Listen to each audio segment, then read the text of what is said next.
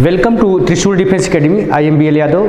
बच्चों, आज आप लोग के लिए लेकर आया हूँ कुछ इम्पॉर्टेंट क्वेश्चन जो कि एनडीए वगैरह में अक्सर पूछे जाते हैं यहाँ से क्वेश्चन। तो प्रेपोजिशन के कुछ इंपॉर्टेंट क्वेश्चन को आज मैं सॉल्व कराऊंगा और उसका क्या कंसेप्ट है ये भी हम आप लोगों के सामने डिस्कस करूँगा।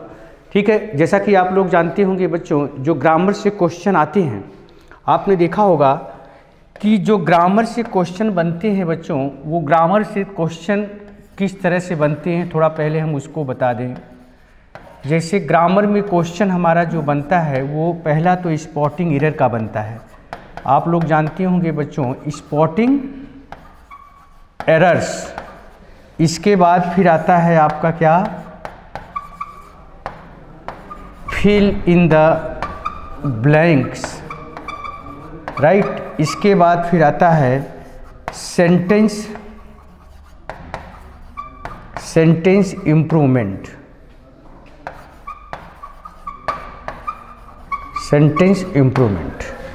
राइट। ये तीन तरह से क्वेश्चन प्रेपोजिशन से आमतौर पर पूछे जाते हैं, लेकिन ज़्यादातर क्वेश्चन जो आपका पूछा जाएगा बच्चों वो आपका स्पॉटिंग एरर और फिल इन दी ब्लैंक से क्वेश्चन अक्सर एनडीए में पूछे जाते हैं। फिल इन दी ब्लैंक के क्वेश्चन और स्पॉटिंग एरर, जिसको हम कॉमन एरर कहते हैं, यहाँ से क्वेश्चन अक्सर प्रेपोजिशन से पूछा जाता है। और बच्चों, मैं आप लोगों के सामने एक बात और रखना चाहूँगा कि प्रेपोजिशन एक ऐसा टॉपिक है जिसको आपको बहुत अच्छे से तैयार करना पड़ेगा, क्योंकि इससे जो क्वेश्चन ग्रामर से तो बनते ही बनते हैं, स्पॉटिंग एरर और फिल इन दी ब्लैंक के, और इसके साथ साथ आपको जब आप क्लोज टेस्ट सॉल्व करते हो, क्लोज टेस्ट हुआ या आप कह सकते हैं कि सेंटेंस अरेंजमेंट, वहाँ पर भी यहाँ से काफ़ी हेल्प मिलती है।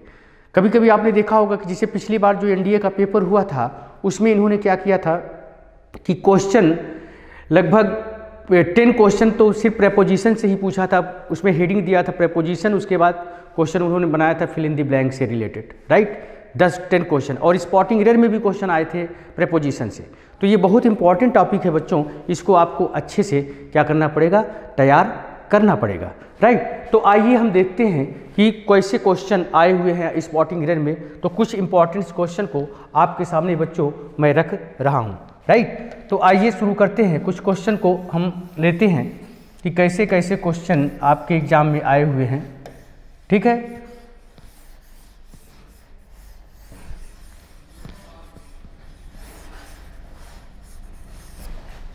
ठीक है, तो आइए शुरू करते हैं। स्पॉटिंग एरर के क्वेश्चन को हम लिखना चाहेंगे। स्पॉटिंग एरर्स, स्पॉटिंग एरर्स में पहला क्वेश्चन मैं ले रहा हूं। ही, इस तरह से क्वेश्चन जो आपके स्पॉटिंग एरर में अच्छे अच्छे क्वेश्चन आए हुए हैं, आज मैं उन्हीं क्वेश्चन को लूँगा। तो पहला क्वेश्चन हम इस तरह से ले रहे हैं कि ही वॉक्ड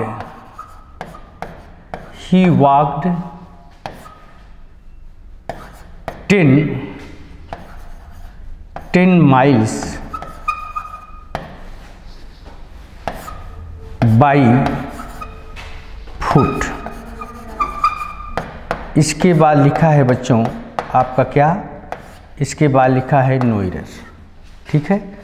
ये ए ऑप्शन है, ये बी ऑप्शन है, और ये सी ऑप्शन है, और इसके बाद ये क्या है, डी ऑप्शन है, ठीक है। इसके बाद क्वेश्चन कुछ हम और ले रहे हैं जो कि आए हुए क्वेश्चन हैं। दूसरा क्वेश्चन इस तरह से ले रहे हैं कि लास्ट ईयर, एक मिनट, थोड़ा सा इसको हम इस तरह से कर दे रहे हैं। क्या है, दूसरा क्वेश्चन हम ले रहे हैं। You should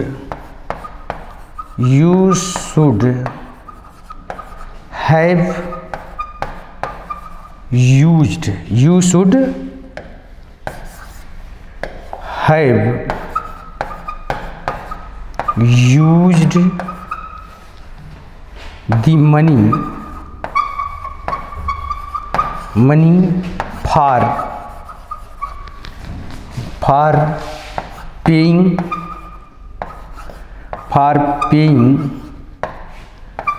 your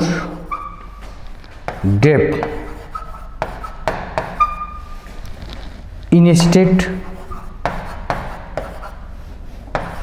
instead of buy a motorcycle।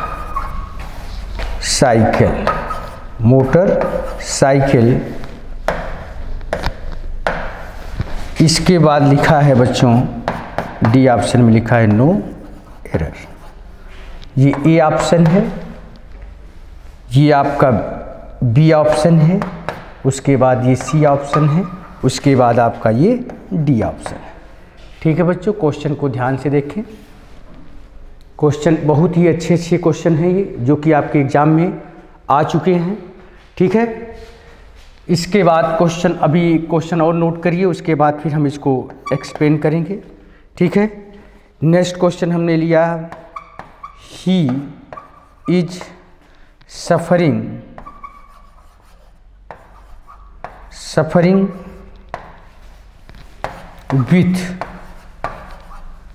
With flu. इसके बाद लिखा है फिर नो एरर। ठीक है, option A, option B, option C and option D. Right, तो ये 3 क्वेश्चन इस समय आपको बोर्ड पे दिखाई दे रहा है बच्चों। तो यहाँ पर देखिए, पहला क्वेश्चन है, क्या है, कह रहा है कि ही वॉक्ड 10 माइल्स बाई फुट। तो जैसा कि आप लोग जानते होंगे, अगर हम यहाँ पर बात करें, थोड़ा सा समझ लें बच्चों, तो फिर उसके बाद फिर हम आगे बढ़ते हैं। इसमें क्या कंसेप्ट, अभी हम क्वेश्चन को फिर से दिखाएंगे। थोड़ा सा यातायात के साधनों के पहले, जैसा कि आप जानते हैं, जो मीन्स ऑफ ट्रांसपोर्टेशन होता है, राइट, क्या होता है, मीन्स ऑफ ट्रांसपोर्टेशन, यानी यातायात के साधनों के पहले हम जनरली किसका प्रयोग करते हैं, हम किसका प्रयोग करते हैं, बाई का प्रयोग करते हैं। जैसे अगर हम बोलें कि ही travels by train, car, taxi, बस, बाइक, साइकिल, सब के लिए हम क्या यूज करेंगे, बाई का प्रयोग करेंगे। ठीक है, लेकिन अगर हम बात करें घोड़े से या पैदल यात्रा की, अगर हम जब बात करते हैं, तो घोड़े से और पैदल यात्रा के लिए हम बाई का प्रयोग नहीं करते हैं, बल्कि हम किसका प्रयोग करते हैं, आन का प्रयोग करते हैं। किसका प्रयोग करेंगे बच्चों, आन का प्रयोग करेंगे। तो यहाँ पर देखिए, जो आपका क्वेश्चन है वो क्या है, ही वॉक्ड 10 माइल्स बाई फुट लिखा है बच्चों। तो यहाँ पर जो बाई लिखा है, यहाँ पर क्या होना चाहिए, आन का प्रयोग करना पड़ेगा। राइट, बाई के स्थान पर किसका प्रयोग करोगे आप, आन का प्रयोग करोगे। ठीक है, इसके बाद क्वेश्चन नंबर 2 आ रहा है। क्या कह रहा है, क्वेश्चन नंबर 2 को जरा ध्यान से देखें। क्वेश्चन क्या कह रहा है कि you should have use the money for paying your डेब्ट instead of buy a motorcycle. उसके बाद डी ऑप्शन में कह रहा है नो एरर। ये आपका क्वेश्चन बच्चों एनडीए में आ चुका है। ठीक है, ये क्वेश्चन एनडीए में आया हुआ है। तो इसके पीछे क्या कंसेप्ट है, थोड़ा सा इसको भी समझने की ज़रूरत है। कंसेप्ट क्या है बच्चों, थोड़ा सा देखें आप लोग। कंसेप्ट इसका क्या है, जो क्वेश्चन नंबर 2 है, इसका कंसेप्ट ये है, इसका कंसेप्ट है कि छोटा सा एक आप लोग रूल नोट कर लें। रूल में क्या कह रहा है, रूल कह रहा है कि जीरंड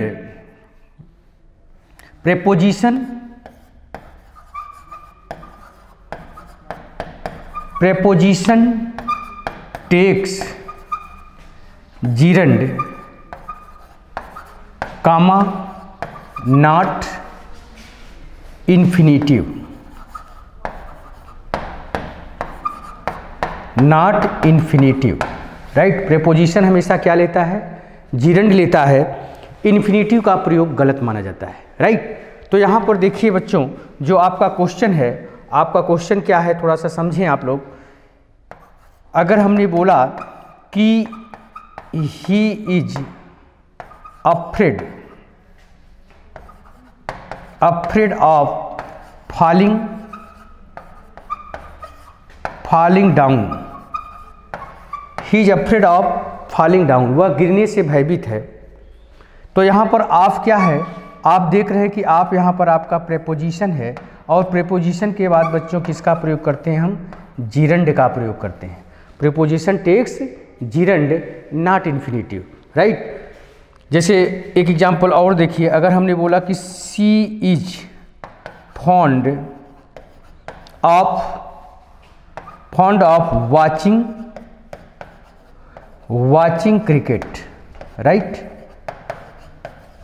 वाचिंग क्रिकेट। तो ऑफ हमारा क्या है, प्रेपोजिशन है। प्रेपोजिशन के बाद हम क्या लेंगे, प्रेपोजिशन के बाद हमको जीरंड लेना पड़ेगा, राइट। तो यही क्वेश्चन आपका है। आप देखेंगे जो क्वेश्चन है बच्चों वो क्या है, ये क्वेश्चन है। आप देखिए, you should have use the money for paying your debt instead of. अब यहाँ पर देखिए ऑफ क्या है, हमारा प्रेपोजिशन है। यहाँ पर लिखा है बाई, तो यहाँ पर बाई नहीं होगा बल्कि क्या होना चाहिए, बाइंग होना चाहिए, यानी जीरंड का प्रयोग करेंगे, क्योंकि प्रेपोजिशन के बाद आईएनजी फॉर्म आता है, राइट। प्रेपोजिशन के बाद क्या आता है, आईएनजी फॉर्म आता है। इसी से रिलेटेड एक क्वेश्चन बच्चों आपके एग्जाम में और पूछा था, वो भी क्वेश्चन देख लें आप लोग। वो क्वेश्चन क्या था, इस तरह से था, बहुत ही अच्छा क्वेश्चन आया हुआ था आपके एग्जाम में। क्वेश्चन क्या था, इस तरह से था, हर mother does not approve of her mother does not approve of her to go to the party without dressing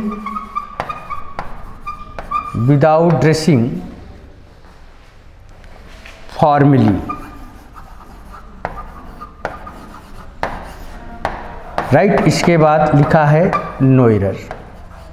ये ऑप्शन ए है, ऑप्शन बी है, ऑप्शन सी है, उसके बाद ये क्या है आपका ऑप्शन डी है, ठीक है। तो ये जो है ये भी क्वेश्चन आपके एनडीए में आया हुआ है, ठीक है। वही कंसेप्ट अभी हमने जो बताया है बच्चों, यहाँ पर जो कंसेप्ट दिया है, ये रूल देखिए, ये जो आपका रूल है, राइट, क्या रूल है, प्रेपोजिशन रूल क्या कह रहा है,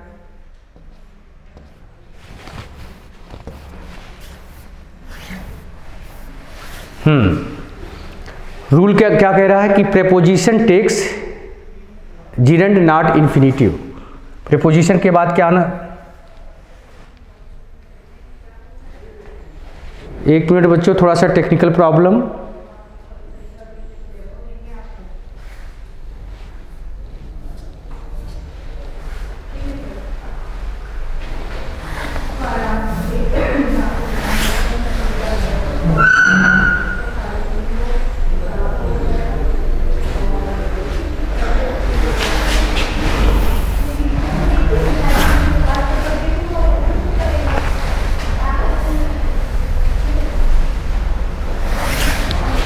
देखिए बच्चों, थोड़ा सा रूल को देखें।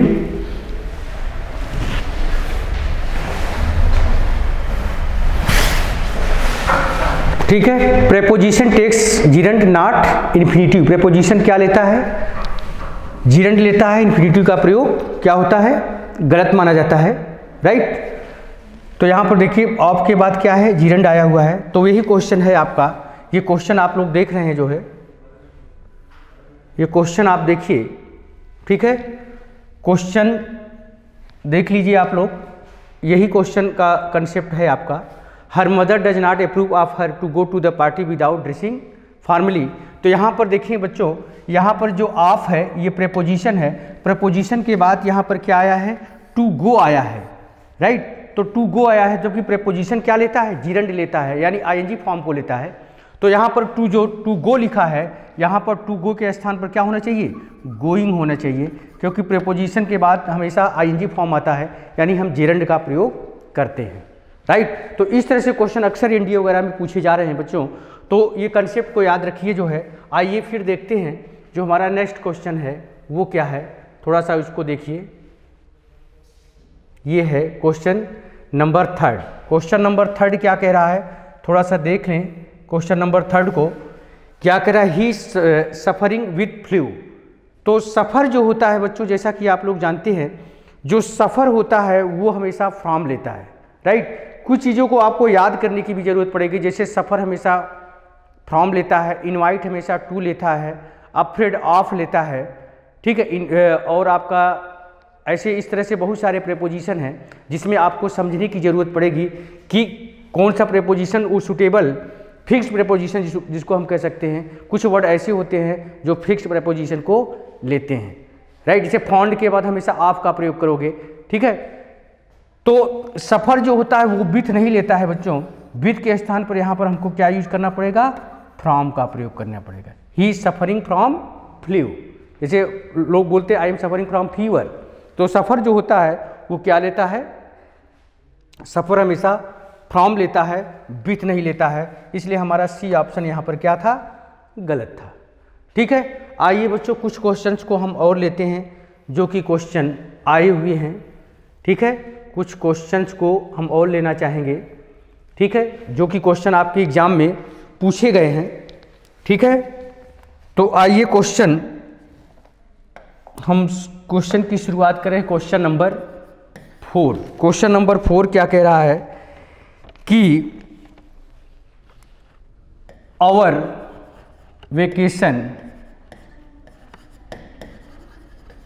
Vacation is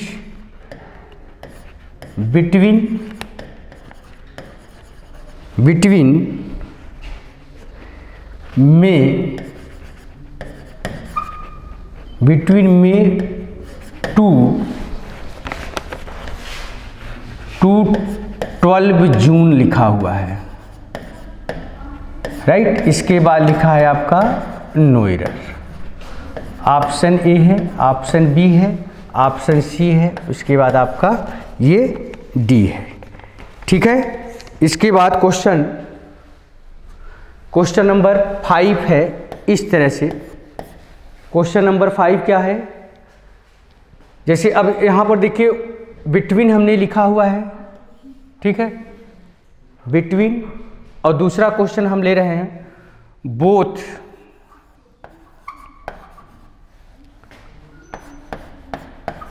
both Neha as well as Nisha, both Neha as well as Nisha have completed